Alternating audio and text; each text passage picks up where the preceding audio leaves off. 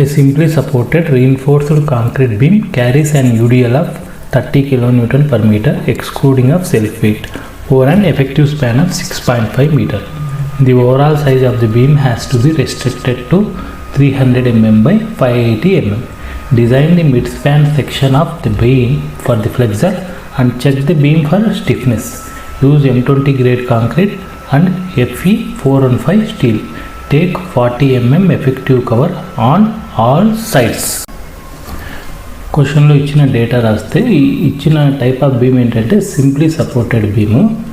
తర్వాత మనకు load UDL load ఇచ్చారు, అది 30 kN per meter. UDL load అంటే ఇక్కడ లైవ్ లోడ్ కింద తీసుకుంటాం, WLL. తర్వాత సైజ్ ఆఫ్ ది బీమ్ ఇచ్చారు, అది ఎంతంటే ఓవరాల్ సైజ్ ఇచ్చారు, అంటే 580 mm అనేది ఓవరాల్ డెప్త్, 300 mm అనేది బ్రెడ్త్ ఆఫ్ ద బీమ్. ఈ రెండు తీసుకోవాలి. ఒకవేళ మనకు overall size of the beam అని ఇవ్వకుండా 300 mm by 580 mm ఎఫెక్టివ్ అని ఇస్తే ఎఫెక్టివ్ డెప్త్గా తీసుకోవాలి. ఇక్కడ ఓవరాల్ సైజ్ ఇచ్చారు కాబట్టి మనము ఆ డెప్త్ని ఓవరాల్ డెప్త్గా తీసుకుంటాం అన్నమాట. తర్వాత మనకు కాంక్రీట్ గ్రేడ్ M20 ఇచ్చారు, అంటే M20కి characteristic strength of the concrete ఎంత ఉంటుందంటే 20 Nm/mm² ఉంటుంది. అదేవిధంగా స్టీల్ గ్రేడ్ Fe 415 ఇచ్చారు, దేర్ఫోర్ Fi ఎంత ఉంటుందంటే 415 Nm/mm² ఉంటుంది. ఎఫెక్టివ్ కవర్ ఎంత ఇచ్చారు, 40 mm ఇచ్చారు.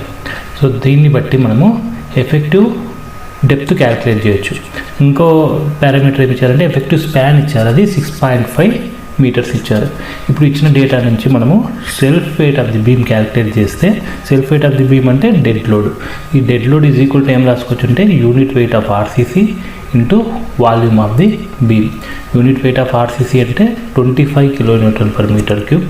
వాల్యూమ్ అంటే overall depth into breadth into 1 metre length. ఇది మనం సబ్స్టిట్యూట్ చేస్తే ఎంఎంలో ఇచ్చారు BD వాల్యూస్, వాటిని మీటర్లో కన్వర్ట్ చేస్తే రాశాక మనము self weight of the beam calculate చేస్తే మనకు 4.35 kN/m అనేది వస్తుందన్నమాట. నెక్స్ట్ మనము లైవ్ లోడ్ 30 kN/m క్వశ్చన్లోనే ఇచ్చారు. ఇప్పుడు ఈ రెండింటిని సమ్ చేస్తే టోటల్ లోడ్ వస్తుంది. టోటల్ లోడ్ WT అనుకుందాము, దాన్ని సమ్ చేస్తే 34.35 kN/m వస్తుందన్నమాట. నెక్స్ట్ మనం ఫ్యాక్టర్డ్ లోడ్ క్యాలిక్యులేట్ చేయాలంటే ఫ్యాక్టర్ ఆఫ్ సేఫ్టీ కన్సిడర్ చేసి ఒక బీమ్ మీద ఇంత లోడ్ వస్తుందనేసి మనం తీసుకుంటాం. ఆ ఫ్యాక్టర్ ఆఫ్ సేఫ్టీ ఎంత అంటే 1.5. సో 1.5ను మనము ఈ టోటల్ లోడ్కి తో మల్టిప్లై చేయాలి, అప్పుడు మనకు 51.525 kN/m వస్తుంది అనమాట. ఇప్పుడు ఈ ఫ్యాక్టర్ లోడ్ వచ్చాక మనం ఫ్యాక్టర్డ్ బెండింగ్ మూమెంట్ క్యాలిక్యులేట్ చేయాలి. మనకు సింప్లీ సపోర్టెడ్ బీమ్లో ఫ్యాక్టర్డ్ బెండింగ్ మూమెంట్ ఫార్ములా మనకు తెలిసిందే, WL²/8. ఇక్కడ W అంటే ఫ్యాక్టర్డ్ లోడ్ కాబట్టి WF అని రాసుకున్నాము. L అంటే ఇక్కడ ఎఫెక్టివ్ స్పాన్ LE. వీటి వాల్యూస్ని మనం ఈ ఫార్ములాలో సబ్స్టిట్యూట్ చేస్తే MU factored bending moment is equal to 272.12 kN/m వస్తుంది. తర్వాత మనము ఫ్యాక్టర్డ్ షియర్ ఫోర్స్ క్యాలిక్యులేట్ చేయాలి. Factored shear force formula for simply supported beam WL/2. ఇది కూడా సబ్స్టిట్యూట్ చేస్తే మనకు 167.46 kN వస్తుంది. ఇంతవరకు మనం ఫస్ట్ స్టెప్ కంప్లీట్ చేసాం. సెకండ్ స్టెప్ ఏంటంటే లిమిటింగ్ మూమెంట్ ఆఫ్ రెసిస్టెన్స్. ఈ limiting moment of resistance formula ఏంటంటే 0.36 FCK BXU maximum into D - 0.42 XU maximum. ఈ ఫార్ములాలో మనము ఉపయోగించి మ్యాక్సిమం అంటే limiting moment of resistance calculate చేయాలి. దీన్ని బేస్ చేసుకొని మనకు ఇచ్చిన బీమ్ సింగిల్ రీఇన్ఫోర్స్డా డబుల్ రీఇన్ఫోర్స్డా అనేది డిసైడ్ చేస్తాము. అంటే ఈ MU లిమిట్తో కంపేర్ చేస్తాం. మనకు పేజ్ నెంబర్ 70లో ఒక నోట్ ఇచ్చారు, మనకి ఇచ్చిన grade of steel Fe 415కు XU maximum by D ratio 0.48 ఉంటుంది. ఇది పేజ్ నెంబర్ 70లో నోట్ ఇచ్చారు.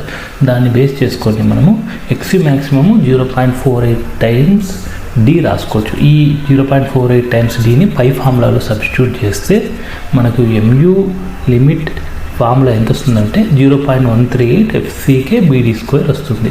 ఈ ఫార్ములాను ఉపయోగించి మనము ఆ FCKను బ్రెడ్త్ ఆఫ్ ది బీమ్ను ఎఫెక్టివ్ డెప్త్ను ఇందులో సబ్స్టిట్యూట్ చేయాలి.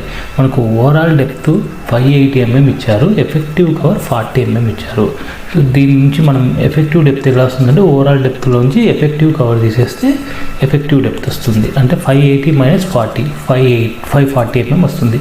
వీటిని MU లిమిట్లో సబ్స్టిట్యూట్ చేస్తే మనకు MU లిమిట్ 241.45 kN/m వస్తుందన్నమాట.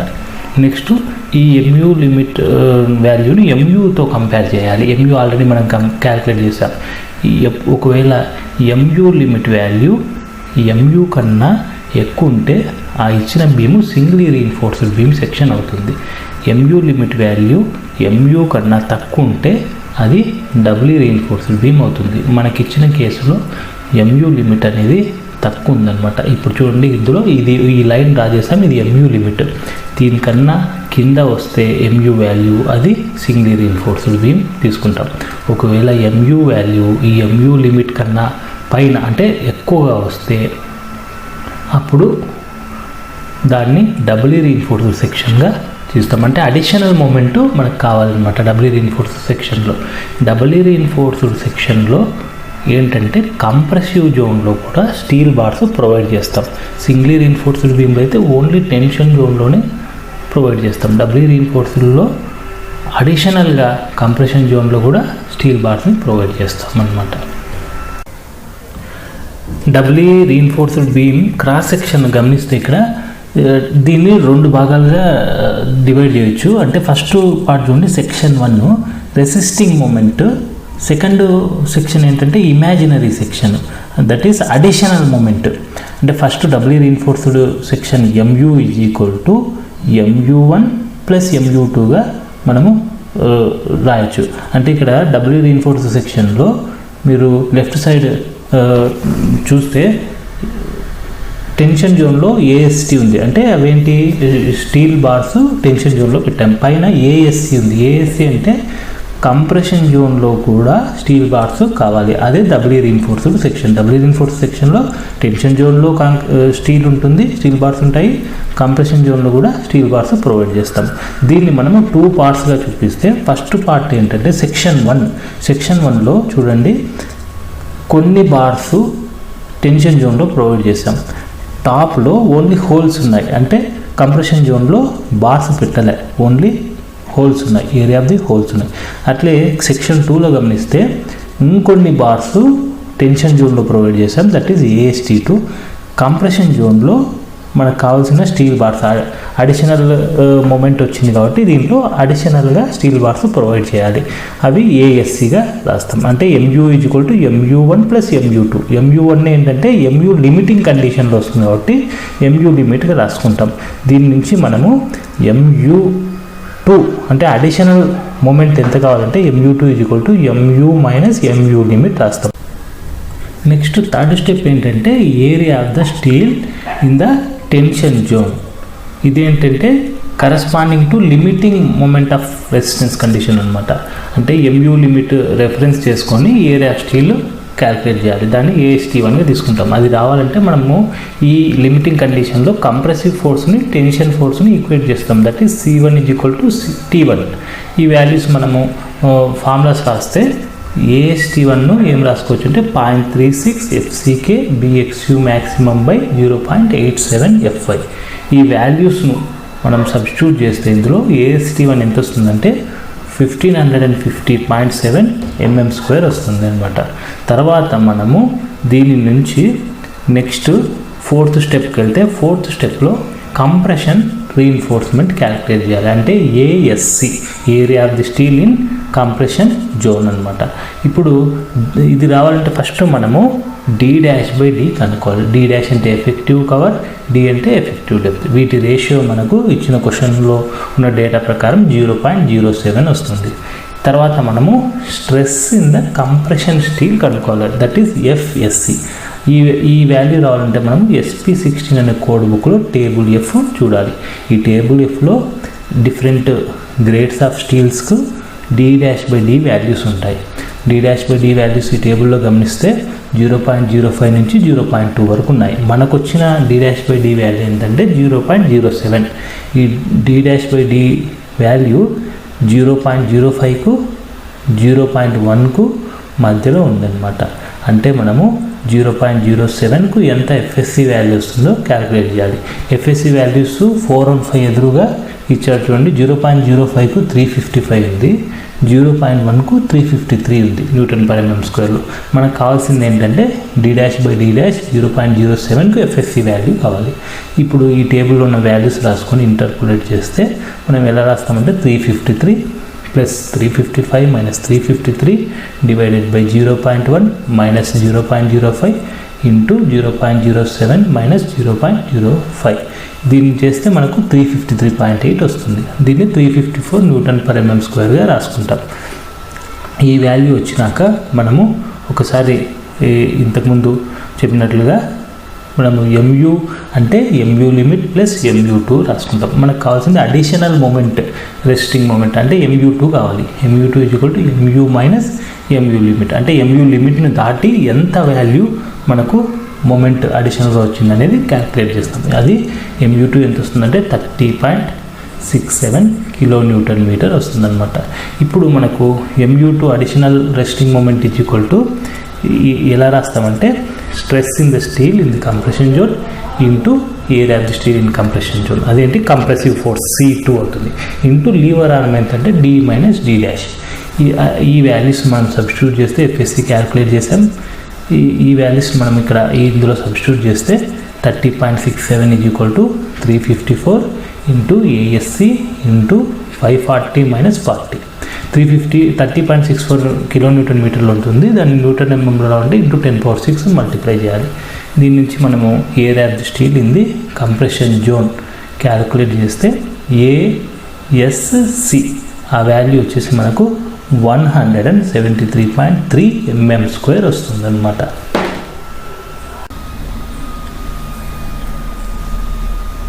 ASC వాల్యూ వచ్చాక మనం ఏం చేస్తామంటే compressive force in the imaginary సెక్షన్ను tensile force in the imaginary సెక్షన్తో ఈక్వేట్ చేయాలి. అంటే FSC into ASC = 0.87 FI into AST2. దీని నుంచి మనము area of the steel in the imaginary section calculate చేస్తాం. వాల్యూస్ సబ్స్టిట్యూట్ చేస్తే 354 ఇంటూ 173.3 డివైడెడ్ బై 0.87 ఇంటూ 415. ఇప్పుడు మనకి AST2 169.90 mm² వస్తుంది. ఇప్పుడు మనకు ఆల్రెడీ AST1 క్యాలిక్యులేట్ చేసాము. MU లిమిటింగ్ కండిషన్లో AST1 క్యాలిక్యులేట్ చేసాము. ఇప్పుడు AST2 క్యాలిక్యులేట్ చేస్తాము. Total steel in the tension zone రావాలంటే ఈ రెండింటిని యాడ్ చేయాలి. AST1 ప్లస్ AST2 చేస్తే 1550.7 ప్లస్ 169.9 చేస్తే AST2 ఎంత వస్తుందంటే AST total area of the steel in the tension zone 1720.6 mm² వస్తుందన్నమాట. ఇప్పుడు మనకు ఏరియా స్టీల్ వచ్చితేనే సరిపోదు, దానికి మనము నంబర్ ఆఫ్ బార్స్ క్యాలిక్యులేట్ చేయాలి. నేను ఇప్పుడు ఏం చేస్తామంటే డయామీటర్ 20 mm అజ్యూమ్ చేసుకుంటున్నాను. ఈ 20 mm బార్ అజ్యూమ్ చేసుకున్నప్పుడు నంబర్ ఆఫ్ బార్స్ ఎన్ని కావాలనేది క్యాలిక్యులేట్ చేయొచ్చు. నంబర్ ఆఫ్ బార్స్ ఎన్ని ఏం చేస్తామంటే ఎంత ఏరియా ఆఫ్ స్టీల్ రిక్వైర్డ్ ఉంది divided by area of 120 mm diameter bar మనము క్యాలిక్యులేట్ చేస్తాం.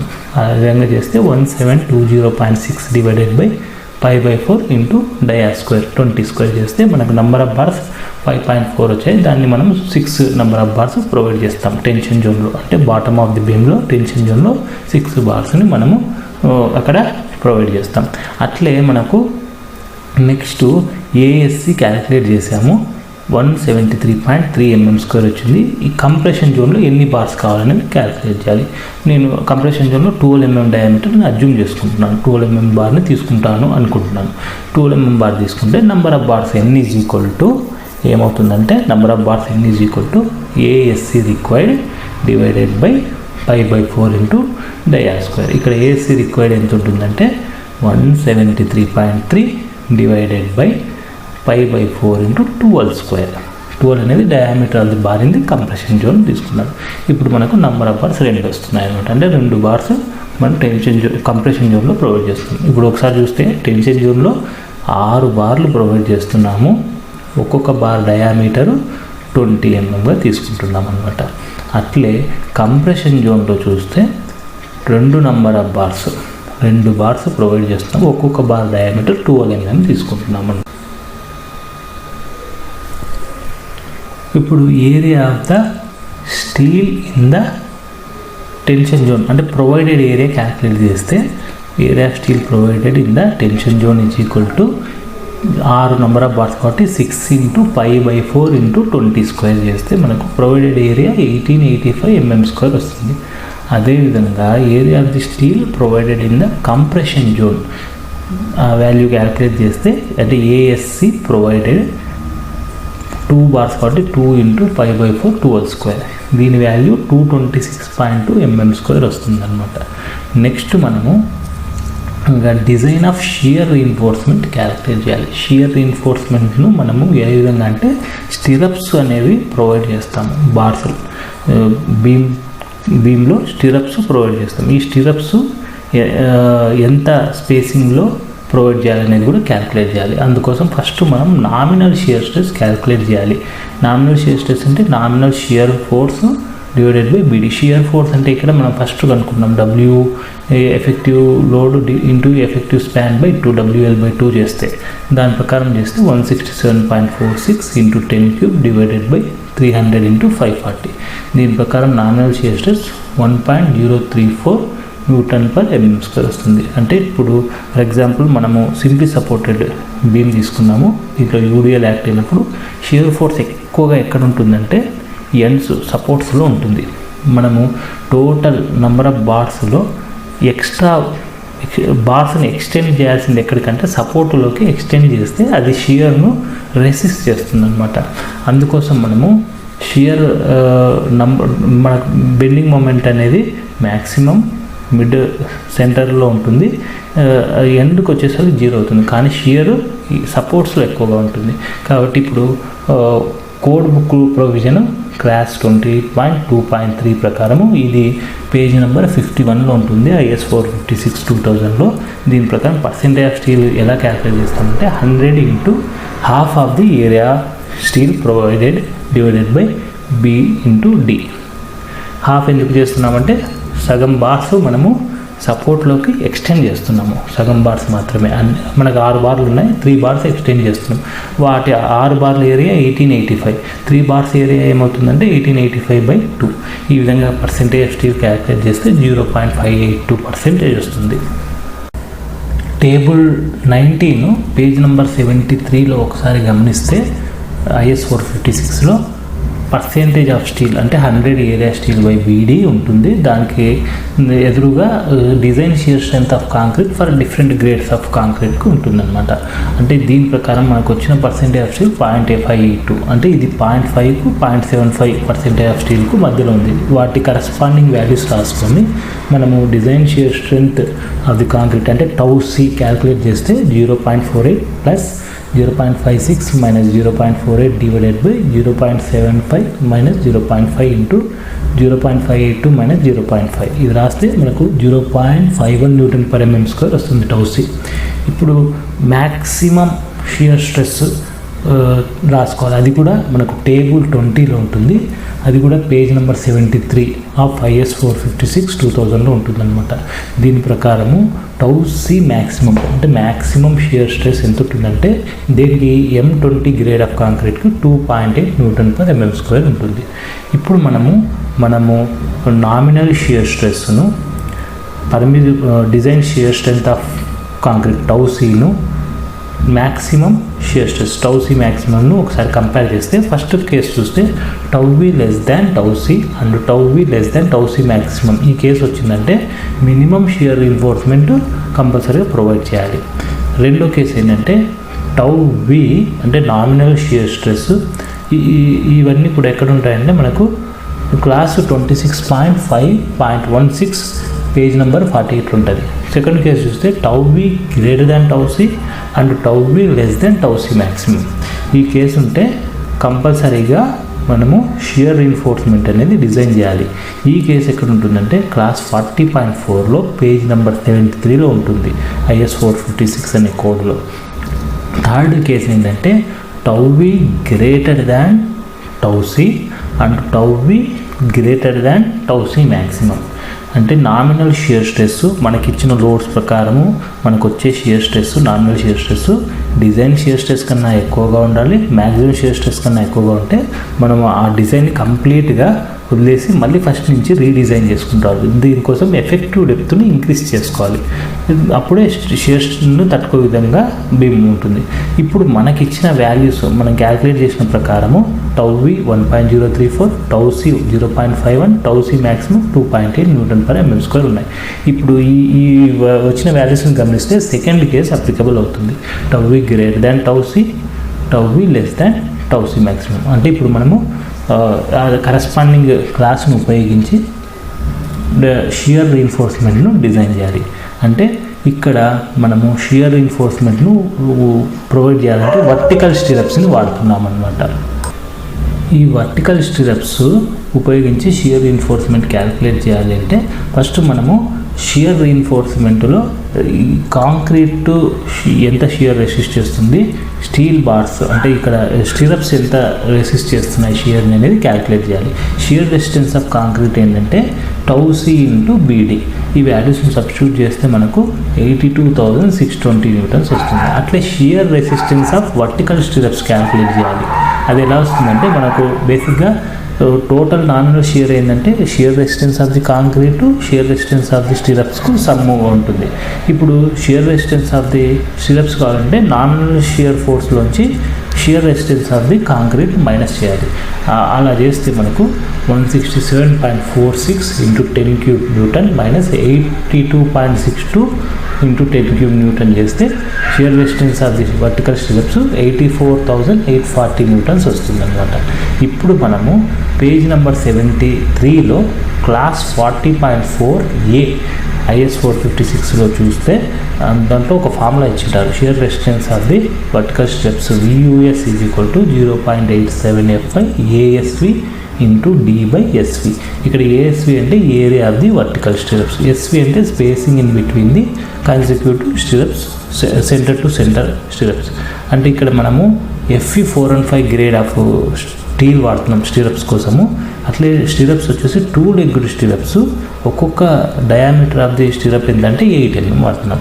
అంటే ఏరియా ఆఫ్ ది స్టిరప్స్ ఏమవుతుందంటే 2 × π/4 88² రాసుకోవాలి. ఇప్పుడు ఈ వాల్యూస్ని మనం VUSలో సబ్స్టిట్యూట్ చేస్తే VUS = 0.87 × 415 × 2 × π/4 8² × 540 /SV. VUS already calculate చేసాం 82,620 Newtons. దీని నుంచి SV క్యాలిక్యులేట్ చేస్తే మనకు 0.87 × 415 × 100.5 × 540 /82,620.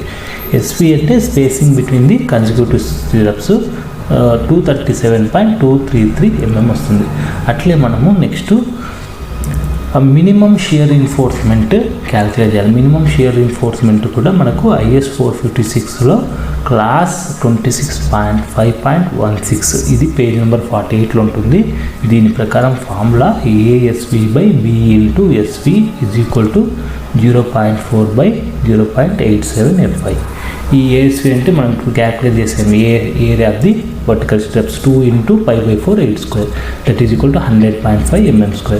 ఈ వాల్యూస్ అన్నీ ఇందులో సబ్స్టిట్యూట్ చేస్తే centre to centre spacing of the vertical stirrups ఎంత వస్తుందంటే SV = 302.379 mm వస్తుంది. నెక్స్ట్ ఇంకో కేస్ ప్రకారము స్పేసింగ్ క్యాలిక్యులేట్ చేయాలి. అది ఏంటంటే మ్యాక్సిమం స్పేసింగ్ అలౌడ్, అంటే అంత మ్యాక్సిమం కన్నా ఇంకెక్కువ స్పేసింగ్ అలౌ చేయకూడదు. అది ఏంటంటే అది క్లాస్ 26.5.15 47 పేజ్లో ఉంటుంది కోడ్ బుక్లో. దాని ప్రకారము వర్టికల్ స్టిరప్స్కి అయితే maximum allowed spacing 0.75 times effective depth. ఈ విధంగా క్యాలిక్యులేట్ చేస్తే 0.75 × ఎఫెక్టివ్ డెప్త్ అంటే 540. ఇది చేస్తే మనకు 405 mm వస్తుంది. ఇంకో లాస్ట్ కేసు స్పేసింగ్ ఏంటంటే ఏ పరిస్థితుల్లో కూడా స్పేసింగ్ 300 mm కంటే మించకూడదు. ఇది కూడా మనకు పేజ్ నెంబర్ 48లో కోడ్ బుక్లో ఉంటుంది. ఇప్పుడు 4 స్పేసింగ్లు గమనిస్తే అంటే షియర్ రీఎన్ఫోర్స్మెంట్ క్రైటీరియా ప్రకారం ఒకటి, minimum shear reinforcement criteria, maximum allowed spacing, ఈ 4 స్పేసింగ్ ఒకసారి రాస్తే 237.233 mm, 302.379 mm, ఇంకోటి 405 mm, లాస్ట్ది 300 mm. ఈ 4ట్లో ఏదైతే తక్కువగా ఉందో అదే మనము vertical stirrups centre to centre స్పేసింగ్గా తీసుకుంటాం. ఈ 4ట్లో 237.233 mm స్పేసింగ్ అనేది తక్కువ ఉంది. అంటే 237 పెట్టకుండా మనం ఏం చేస్తామంటే దాన్ని రౌండ్ డౌన్ చేసి మనము 230 mm స్పేసింగ్ ప్రొవైడ్ చేస్తాం. అంటే provide 2-legged 8 mm diameter vertical stirrups at 230 mm centre to centre. ఇది మనకు షియర్ రీఇన్ఫోర్స్మెంట్. అంటే వర్టికల్ స్టిరప్స్ వాడాము, 2-legged 8 mm diameter vertical stirrups వాడాము, స్పేసింగ్ క్యాలిక్యులేట్ చేసాము డిఫరెంట్ క్రైటీరియాస్ ప్రకారము. దాని ప్రకారం 230 mm వచ్చింది. ఈ విధంగా మనము స్టిరప్స్ అనేవి బీమ్లో ప్రొవైడ్ చేస్తాం. నెక్స్ట్ డిఫ్లెక్షన్ చెక్ చేస్తాం. నెక్స్ట్ స్టెప్లో ఈ డిఫ్లెక్షన్ చెక్ చేయాలంటే మనము బేసిక్గా L/D రేషియో క్యాలిక్యులేట్ చేయాలి. బేసిక్ L/D రేషియో ఎంత ఉంటుందంటే 20. ఇది కూడా కోడ్ బుక్లో ఉంటుంది. క్లాస్ 23.2.1a ఉంటుంది. ఇది పేజ్ నెంబర్ 37లో ఉంటుంది. ఈ పేజ్ నెంబర్స్ అన్నీ గుర్తుపెట్టుకుంటే ఎగ్జామ్లో రాసేటప్పుడు మనకు ఈజీగా వెతకడానికి ఉంటుందన్నమాట. ఈ మ్యాక్సిమం L/D ఎలా వస్తుందంటే బేసిక్ L/Dకి మాడిఫికేషన్ ఫ్యాక్టర్ అనేది మల్టిప్లై చేయాలి. ఇది కూడా కోడ్ బుక్లో ఉంటుంది.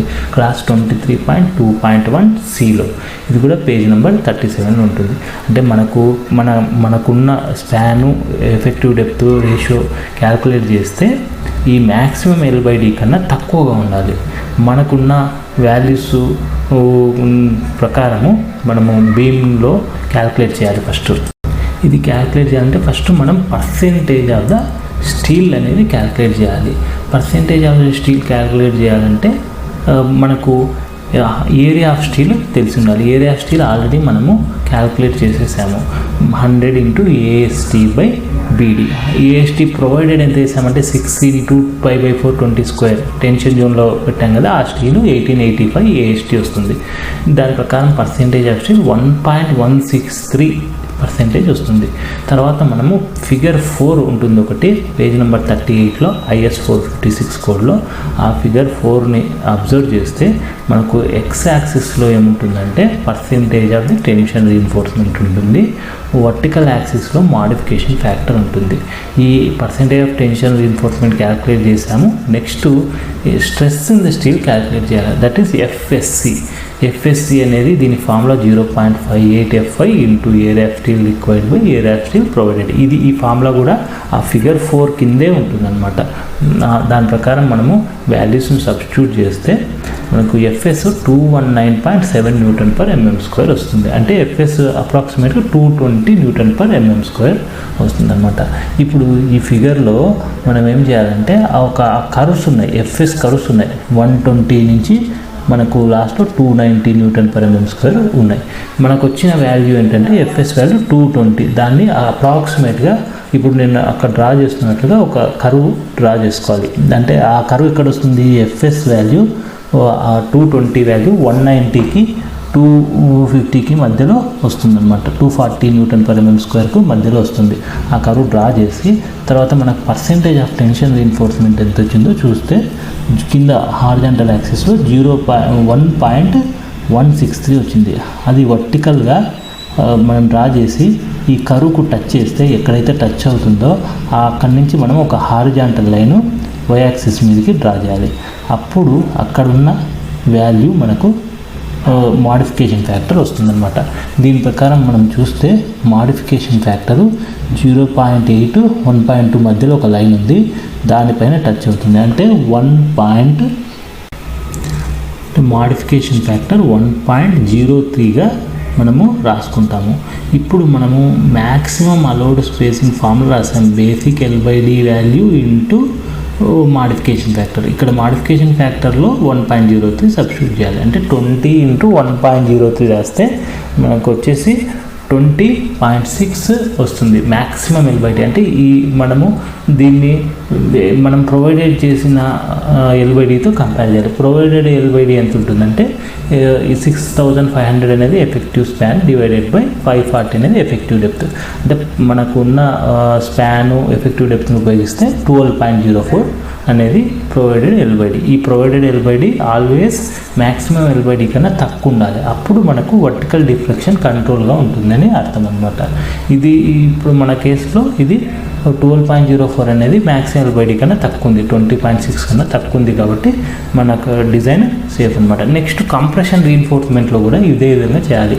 ఎఫ్ఎస్ వాల్యూ క్యాల్కులేట్ చేస్తే కంప్రెషన్ రీఇన్ఫోర్స్మెంట్ కంప్రెషన్ జోన్లో ఉన్న ఏఎస్టీ రిక్వైర్డ్, కంప్రెషన్ జోన్లో ఉన్న ఏసీ ప్రొవైడెడ్ క్యాల్కులేట్ చేస్తే ఎఫ్ఎస్సి 184.4 Nm² వస్తుంది.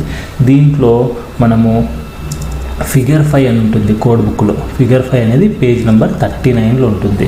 ఆ పేజ్ నెంబర్ 39లో ఒకసారి ఫిగర్ని గమనిస్తే మనము మ్యాక్సిమం పర్మిటెడ్ వాల్యూ ఎల్బైడి క్యాల్కులేట్ చేయాలి. అది కూడా మనకి ఏ విధంగా వస్తుందంటే మనకు డైరెక్ట్గా 20 ఇంటూ మాడిఫికేషన్ ఫ్యాక్టర్, అదే ఫార్ములాను చేస్తాం. దానికి మళ్ళీ మాడిఫికేషన్ ఫ్యాక్టర్ను మల్టిప్లై చేయాలి. 20 into modification factor into modification factor. ఇది ఎక్కడ ఉంటుందంటే క్లాస్ 23.2.1లో ఉంటుంది, పేజ్ నెంబర్ 37లో. సో ఈ నోట్ని మనం బాగా గుర్తుపెట్టుకోవాలి. కంప్రెషన్ రీఇన్ఫోర్స్మెంట్కి అయితే మాడిఫికేషన్ ఫ్యాక్టర్ మళ్ళీ మల్టిప్లై చేయాలి. పేజ్ నెంబర్ 39లో, పేజ్ నెంబర్ 39లో మీరు ఈ ఫిగర్ని గమనిస్తే మనకు డైరెక్ట్గా percentage of the compression reinforcement అంటే ఏఎస్సి వాల్యూ ఎంత ప్రొవైడ్ చేసాము, 226.2. ఈ పర్సెంటేజ్ ఆఫ్ కంప్రెషన్ రీఇన్ఫోర్స్మెంట్లో సబ్స్టిట్యూట్ చేస్తే 0.139% వస్తుంది. ఇప్పుడు మీరు హారిజాంటల్ యాక్సిస్లో 0.139 నుంచి ఒక వర్టికల్ లైన్ డ్రా చేస్తే ఆ కరువుకి ఎక్కడైతే టచ్ అవుతుందో ఆ కరువు నుంచి దాని నుంచి హారిజాంటల్ లైన్ డ్రా చేసి వర్టికల్ యాక్సిస్ మీదకి మనము 1.05 అనేది మాడిఫికేషన్ ఫ్యాక్టర్ మనము అబ్జర్వ్ చేయొచ్చు. ఈ 1.5ని మనము maximum allowed spacing maximum allowed ఎల్బైడిలో సబ్స్టిట్యూట్ చేయాలి. 20 ఇంటూ 1.05 ఇంటూ 1.05, ఈ వాల్యూ 22.05 వచ్చింది. మనము ఎల్బైడి ప్రొవైడెడ్ ఎంత చేసాము, ఆల్రెడీ 12.0 వచ్చింది. సో మనకు ప్రొవైడెడ్ వాల్యూ మ్యాక్సిమం పర్మిటెడ్ కన్నా తక్కువ ఉంది కాబట్టి ఇది సేఫ్ అన్నమాట.